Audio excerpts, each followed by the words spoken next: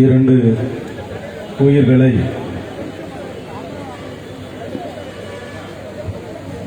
பலி கொடுத்துவிட்ட ஒரு தொகுதியில் இருந்து கனத்த இதயத்தோடும் நெஞ்சில் பொங்கும் துயரத்தோடும் உங்கள் முன்னே இங்கே நான் நின்று கொண்டிருக்கின்றேன். இந்த எழுச்சிமிகு கூட்டத்திற்கு தலைமை தாங்கிக் கொண்டிருக்கக்கூடிய எழுச்சி தமிழர் அவர்களே, மேடையிலே வீட்டிருக்கக்கூடிய கட்சியின் மாநில மாவட்ட பொறுப்பாளர்களே, எதிரே வீட்டிருக்கக்கூடிய எழுச்சி தலைவரின் உயிரின் உயிரான விடுதலை சிறுத்தைகளே, உங்கள் அனைவருக்கும் எனது நெஞ்சம் நிறைந்த வணக்கத்தை நான் தெரிவித்துக் கொள்கின்றேன்.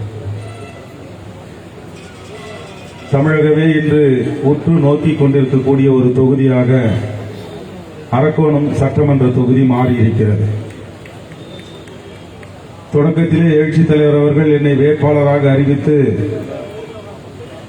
அரக்கோணம் தொகுதிக்கு அனுப்பிய பொழுது தமிழகத்தில் ஒதுக்கப்பட்ட ஒரு தொகுதியாக இருக்கின்ற அரக்கோணம் அந்த தொகுதியில் வேட்பாளராக நின்று வெற்றி பெற்று சட்டமன்ற உறுப்பினரான பிறகு தமிழகத்தின் முதன்மை மாவட்டமாக மாற்ற வேண்டும் என்கின்ற கனவோடு அந்த தொகுதிக்குள் நான் நுழைந்தேன். யாருமே கண்டு கொள்ளாத ஒரு தொகுதி, வட மாவட்டங்களிலே புறக்கணிக்கப்பட்ட ஒரு தொகுதி.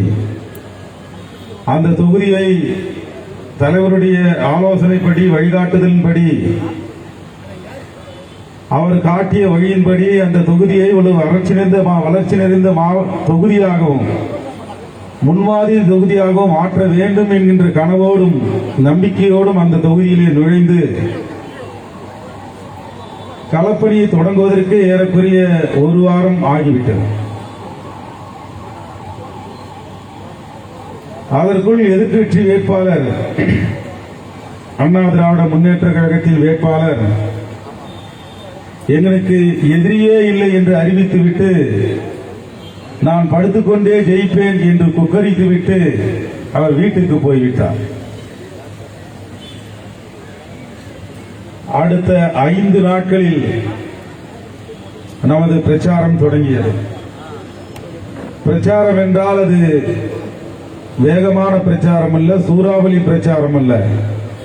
எழுச்சி தலைவர் காட்டிய வழியில் நடந்த ஒரு மாபெரும் சூறாவளி பிரச்சாரம் அல்ல, வெறும் சூறாவளி பிரச்சாரம் அல்ல.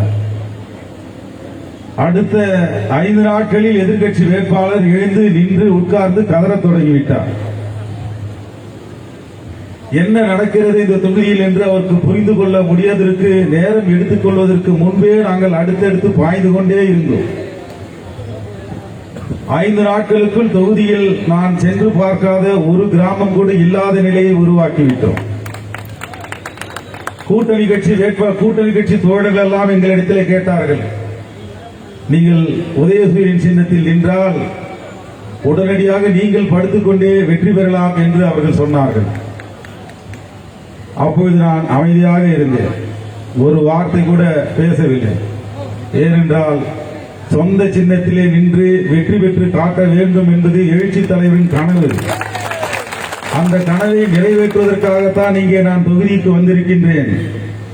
உதயசூரியனில் நின்று எளிதாக வெற்றி பெற்று ஒரு சட்டமன்ற உறுப்பினராவதை விட கடுமையாக போராட்டி அண்ணனின் தம்பியாக அந்த தொகுதியிலே வெற்றி பெற வேண்டும் என்கின்ற கனவுதான் எனக்கும்.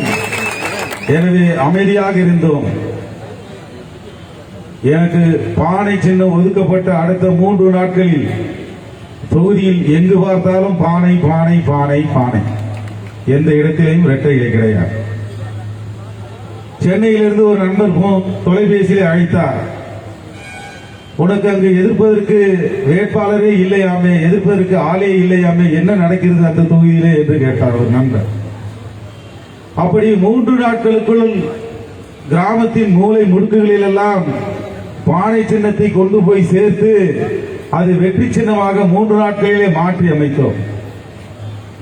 படுத்துக்கொண்டே வெற்றி பெறுவோம் என்று மனப்பால் குடித்தவர்கள், கனவு கண்டவர்கள் எல்லாம் எப்படியாவது இந்த எழுச்சியை தடுத்து நிறுத்த வேண்டும், எங்களுடைய வேகத்தை தடுத்து நிறுத்த வேண்டும் என்று தொடர்ந்து முயற்சித்துக் கொண்டிருந்தார். விடுதலை சிறுத்தைகள் கட்சி ஒரு வன்முறை கட்சி, வன்னியர்களை எதிர்க்கின்ற கட்சி, பிற்படுத்தப்பட்ட மக்களுக்கு எதிரான கட்சி, பெண்களுக்கு எதிரான கட்சி என்று பொய் பிரச்சாரம் செய்து கொண்டிருந்தார்களே, அந்த பிரச்சாரத்தை எல்லாம் 3 நாட்களில் அங்கே நாங்கள் தவிடுபடியாக்கிவிட்டோம். ஒரு கிராமத்திலே, நான் கிராமம் பெயரெல்லாம் இங்கே சொல்வதற்கு விரும்பவில்லை, வன்னியர்கள் இரவிலே அழைத்து என் இடத்திலே பேசினார்கள். முழுக்க முழுக்க வன்னியர்கள் நிறைந்த கிராமம், யாதவர்கள் இருந்தார்கள். அவர்களிடத்திலே எந்த கட்சி கொடியும் கிடையாது, திமுக கொடியும் கிடையாது, அதிமுக கட்சி கொடியும் கிடையாது. எல்லா கொடியும் பிடுங்கிவிட்டு வெறும் மக்களாக, வன்னியர்களாக, யாதவர்களாக இருந்து கொண்டு அனைவரும் என்னை வரவேற்று பேசினார்கள். ஏறக்குறைய 200 பேருக்கு மேற்பட்ட வன்னியர்கள். அங்கே நான் ஆற்றிய உரையை அங்கே இருந்து இளைஞர்களே பதிவு செய்து தொகுதி முழுவதும் வைரலாக சுற்றவிட்டார்கள் இணையத்திலே. வன்னியர்களிடத்திலே ஆதரவு பெருகியது. பெண்கள் போகின்ற இடத்திலெல்லாம் வன்னியர் பெண்கள் என்னை ஆரத்தி எடுத்து, கும்பம் எடுத்து, கூட்டம் கூட்டமாக நின்று, ராத்திரியிலே நின்று வரவேற்பு கொடுத்தார்கள். அவர்களுடைய குழந்தைகளை கொண்டு வந்து என் கையிலே கொடுத்து முத்தமிட சொன்னார்கள். இப்படி அன்பு பெருக்கோடு வன்னிய பெருமக்களும் இதர பிற்படுத்தப்பட்ட சமூகத்தை சேர்ந்த பெருமக்களும் எந்த விதமான பாகுபாடுமின்றி சொந்த சகோதரனை போல ஒவ்வொரு ஊருக்குள்ளும் சேரிக்குள்ளும் என்னை வரவேற்று வரவேற்று அழைத்து எங்களது வாக்கு பானைக்குத்தான் பானைக்குதான் என்று சத்தியம் செய்து கொடுத்தார்களே, அந்த சத்தியத்தை காப்பாற்றுவதற்காகத்தான் அவர்களிடத்திலே நான் வாக்கு கொடுத்தேன். 3 பேர் வச்சிருக்கோம். இது ஏன் நடந்தது? எழுச்சி தலைவர் அவர்கள் என்றைக்காவது வன்னியர்களை எதிர்த்து பேசி இருக்கின்றாரா? பிற்படுத்தப்பட்ட மக்களை எதிர்த்து என்றைக்காவது பேசி இருக்கின்றாரா? ஒரு நாளும் அவர் பேசியதே கிடையாது என்பது வரலாறு. இந்த வரலாற்றை தான் அங்கே இருக்கக்கூடிய மக்களுக்கு இரவிலே நாங்கள் எடுத்து சொன்னோம். வன்னியர்கள் வேறு, பாமக வேறு. அதை வன்னியர்கள் புரிந்து கொண்டார்கள், பிற்படுத்தப்பட்ட மக்களும் புரிந்து கொண்டார்கள். பாமகவினர் என்பவர்கள் வன்னியர்கள் என்று நினைத்துக் கொண்டிருக்கின்றார்கள். அது வேறு ஒரு சாதி, அது வன்னிய சாதி கூட கிடையாது. வன்னியர்களே அது ஒரு உட்பிரிவு. பாமக என்பது வன்னியர்களில் இருக்கின்ற ஒரு உட்பிரிவு. அது வன்முறையை மட்டுமே கையில் எடுத்துக் கொண்டிருக்கக்கூடிய ஒரு உட்பிரிவு. அந்த உட்பிரிவினாலே ஒட்டுமொத்த வன்னியருக்கும் கெட்ட பெயர்.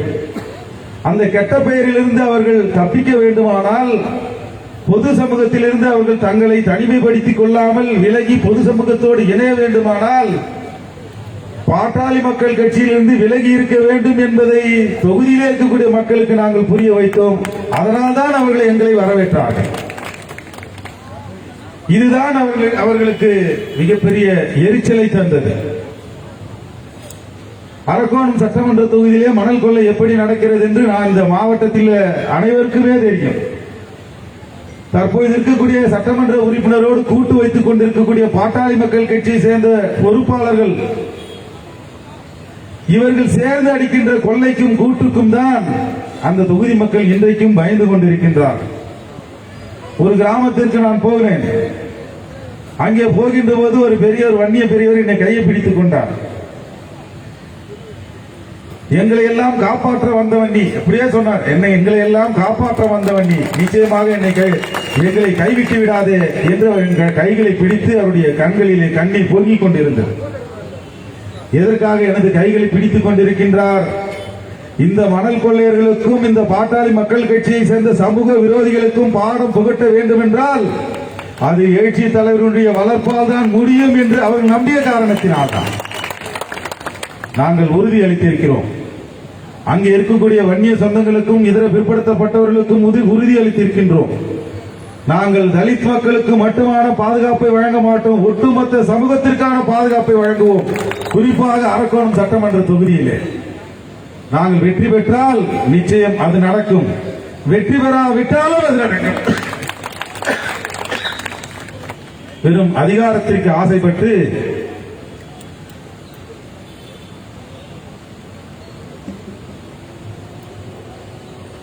வெறும் அதிகாரத்திற்காக மட்டுமே நாங்கள் சட்டமன்ற தொகுதியிலே போட்டியிடவில்லை. சமூக நல்லிணக்கத்தை உருவாக்க வேண்டும், சமூகத்தில் அமைதியை உருவாக்க வேண்டும், மனிதனுக்கு இடையே இருக்கின்ற ஏற்றத்தாழ்வை அகற்ற வேண்டும், ஆண் பெண் பேதத்தை அகற்ற வேண்டும் என்கின்ற கோரிக்கையின் அடிப்படையிலேதான் தலைவர் காட்டிய வழியிலேதானே நாம் நடைபெற்றுக் கொண்டிருக்கின்றோம். அதைத்தான் தொகுதி மக்களுக்கு தொடர்ந்து நாங்கள் புகட்டிக் கொண்டே இருந்தோம். அவர்கள் ஏற்றுக்கொண்டார்கள். அப்படி ஏற்றுக்கொண்டதின் விளைவாகத்தான் தொகுதியிலே எங்கு பார்த்தாலும் பானை சின்னத்திற்கு வரவேற்பு. எல்லா ஊர்களிலுமே விடுதலை சிறுத்தையின் கொடி இந்த தொகுதியிலே பறந்தது. அதை நீங்கள் மறந்துவிடக் கூடாது. சேரிகளில் மட்டுமல்ல, ஊர் பகுதியிலேயும் பறந்தது. அதை கட்டியவர்கள் எல்லா சாதியை சேர்ந்தவர்களும் இருந்தார்கள். ஊர் பகுதியிலே கட்டுபவர்கள் எல்லாம் பறையர்கள் போய் கட்டினார்கள் என்று யாரும் எண்ணிவிட வேண்டாம். அங்கே விடுதலை சிறுத்தைகளின் கொடியை கட்டியவர்கள் வண்டியர்கள். இப்படி ஒரு நல்லிணக்கத்தை உருவாக்கிய நம்மால் இந்த தொகுதியில் வெற்றி பெற முடியாமலா போய்விடும். ஆனால் இந்த சாதி வெறியர்கள் எல்லாத்தையும் சொல்லக்கூடாது. வன்னிய சமூகத்திலே இருக்கக்கூடிய இந்த சிறுபான்மை பிரிவு, பாட்டாளி மக்கள் கட்சி என்கின்ற ஒரு உட்பிரிவு தான் இந்த வன்முறையை கட்டமைத்து விட்டது. அந்த உட்பிரிவோடு நிகழ்காலத்தில் இருக்கக்கூடிய சட்டமன்ற உறுப்பினர்களுடைய அடியாட்களும் சேர்ந்து கொண்டுதான் இந்த 2 தம்பிகளையும் கொலை செய்தார்கள். எனக்கு எத்தனை இடத்திலே அச்சுறுத்தல் இருந்தது என்று ஏற்கனவே நம்முடைய தோழர்கள் சொன்னார்கள். 4-5 இடத்திலே எங்களுக்கு அச்சுறுத்தல் இருந்தது. அவர்களுக்கு தெரிந்த 4-5 இடம், அவர்களுக்கு சொல்லாமலே ஒரு 4-5 இடம். அதை நான் அவர்களிடத்திலே சொல்லவில்லை. ஏனென்றால் அப்படி சொன்னால் ஒரு கலவரத்தை உருவாக்கிய சூழல் வந்துவிடுமோ, ஒரு பதற்றம் உருவாகிவிடுமோ என்கின்ற அச்சத்தின் காரணமாகவும், நம்மால் இந்த தேர்தலிலே அமைதி குலைந்துவிடக் கூடாது என்கின்ற கடமையின் காரணமாகத்தான் நான் அமைதியாக இருந்தேன்.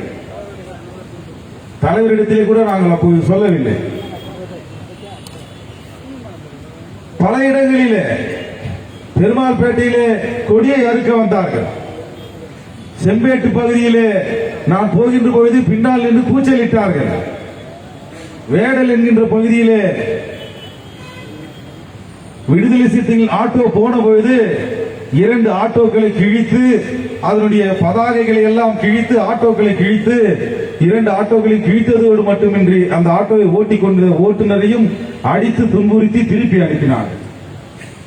அதே வேடல் கிராமத்திலே நான் போன பொழுது அங்கே மஞ்சள் பனியனை போட்டிருந்த வன்னிய தோழர்கள் எல்லாம் நின்று கொண்டிருந்தார்கள். நான் போய் நின்ற உடனேயே அவர்கள் எல்லாம் கையெடுத்து கும்பிட ஆரம்பித்தார்கள். ஒருவர் கூட எதிர்த்து பேசவில்லை. ஏன் அப்படி நடந்து கொண்டார்கள் என்று தெரியாது. பல கிராமங்களிலே எதிர்ப்புகள் இருந்தது. அது முழுக்க இந்த வன்னியர் சமூகத்திலே இருக்கக்கூடிய இந்த உட்பிரிவின் எதிர்ப்பு மட்டும்தான். பாட்டாளி மக்கள் கட்சி என்கின்ற உட்பிரிவின் எதிர்ப்பு தான். சில இடங்களிலே அதிமுகவினர் சில எதிர்ப்புகளை காட்டினார்கள். இப்படி இந்த எதிர்ப்புகளை எல்லாம் நாங்கள் சமாளித்து பிரஸ் மீட்டிலே அடுத்த நாள் காலையில் நான் பிரஸ் மீட் வைக்கும்போது சொன்னேன், தொகுதியிலே திராவிட முன்னேற்ற கழகத்தின் தோழர்களும் தலைவர்களும் கூட்டணி கட்சியினுடைய தலைவர்களும் மிக சிறப்பான முறையிலே ஒத்துழைப்பு நல்கினார்கள். தேர்தல் அமைதியாக நடத்த மக்கள் ஒத்துழைப்பு அளித்தார்கள். இந்த அமைதிக்கு நாங்கள் நன்றி செலுத்துகிறோம் என்று பத்திரிகையாளர் சந்திப்பிலே நான் சொன்னேன். ஆனால் அடுத்த நாள் இரவு முடித்துவிட்டு நான் சென்னைக்கு போகின்ற போது இரவு 11 மணிக்கு எனக்கு தொலைபேசியிலே தகவல் தெரிவித்தார்கள், 2 தோழர்களை குத்தி கொன்று விட்டார்கள். என்ன அமைதிக்காக நாம் நன்றி செலுத்தினோமோ அந்த அமைதியை பிரஸ் மீட் கொடுத்த அடுத்த 12 மணி நேரத்திலே 2 கொலைகளை நடத்தி அமைதியை குலைத்திருக்கின்றார்கள் என்கின்ற பொழுது தூக்கமே போய்விட்டது. உடனே நான் மாவட்ட கலெக்டரை தொடர்பு கொண்டு அவரிடத்திலே விளக்கத்தை கேட்டேன். எஸ்பியிடம் பேசினேன். அந்த தொகுதிக்குட்பட்ட டிஎஸ்பி இதுவரையில் எனக்கு போனையே எடுக்கவில்லை. பலமுறை அவருக்கு அழைத்தும் எடுக்கவில்லை.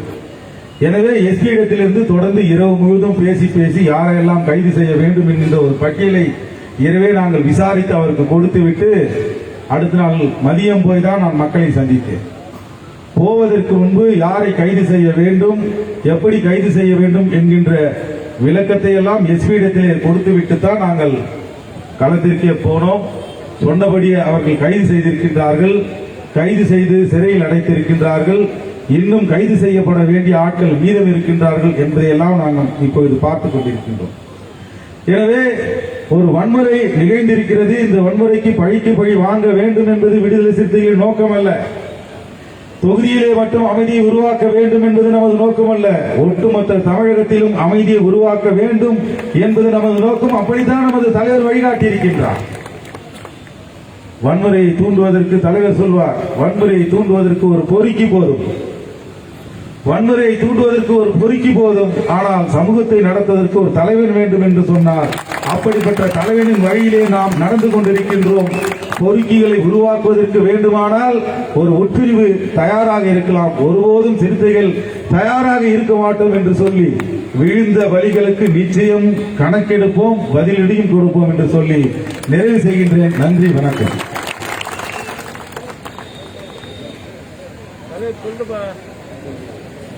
தலைவர் கேட்டுக்கோ.